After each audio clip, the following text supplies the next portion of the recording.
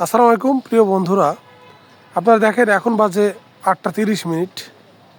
এখন বরিশাল মেন যে শহরটা আছে, উপরের ভিউটা দেখায়। দেখেন মেন যে শহরটা আছে, তো শহরের পরিস্থিতি দেখেন কি কুয়াশা।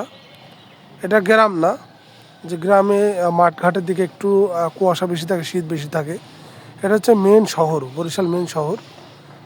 দেখেন কি কুয়াশা, এখন 8:30 বাজে।